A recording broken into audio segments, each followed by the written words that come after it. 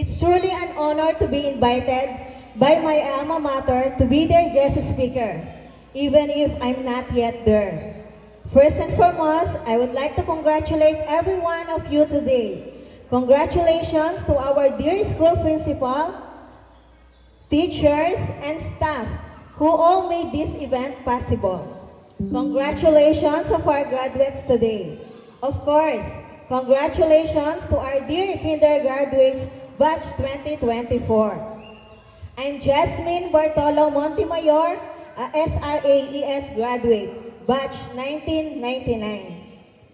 When Ma'am Marley Cruz, my grade 6 advisor, invited me to be the guest speaker for today's graduation, I hesitated at first. And I told her, Ma'am, agyo ko po kaya ito. Makakarap po palang manyalita keng harap. Ako po sana, enak po kasi sana manyalita keng harap. And ako pa po kantita ka successful. I'm not yet qualified.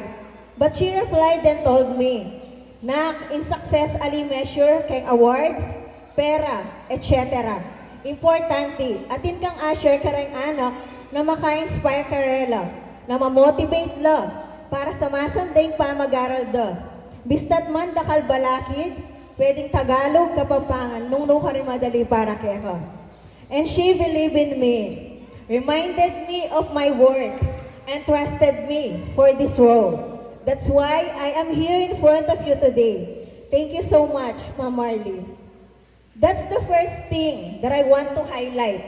A strong support system is very important in life and in success. Your parents, family, loved ones, friends, classmates, and even your social media followers or subscribers play important role in your life. They can make you or break you. Being kind-hearted, generous, and faithful to God will surely take you to places. If you haven't asked yourself, ano bang pangarap ko sa buhay? O ano ba talaga ang gusto kong gawin?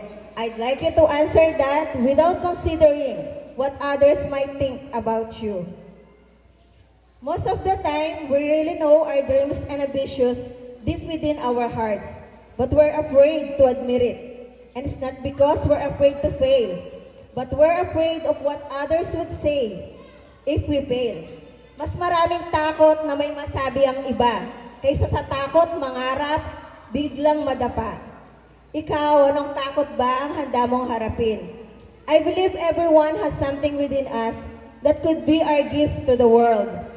Bata pa ako, hindi ko pa kaya yan. Ayan, minsan sinasabi ng mga anak natin yan eh. Bata pa ako, hindi ko pa kaya yan. You know, the only obstacle that's keeping you from your dreams is the limitation that you set to yourself. Sometimes finding your purpose takes time, and it's okay. Just experience everything until makita mo yung thing na gusto mo talaga. Basta lagi lang manalangin and just be strong all the times. Once you choose to believe that you can, regardless of the situation and challenges, you become unstoppable. With the Team Kabataang Pilipino, para sa matatag na kinabukasan ng bagong Pilipinas, Batch 2024 Kindergarten, maximize the use of social media to your advantage. There is no such thing as too early or too young. In knowing your why in life, may you never stop searching for your purpose. Kayo ang kabataang Pilipino ng Batch 2024. Handa sa anumang hamon, matapang, may pusong puno ng pag-asa at palaging matatag.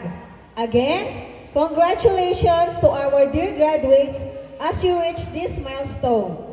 Thank your parents, teachers, and friends for giving their time, effort, and sacrifices.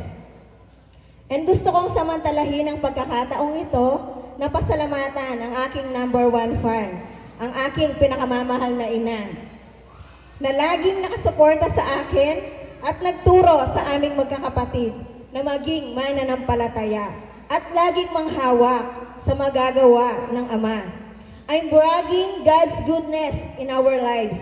Tinuruan mo kaming magtiis, magsumikap, at magpasensya na siya ring nagdala sa amin sa kung ano ang nararanasan namin saya ngayon.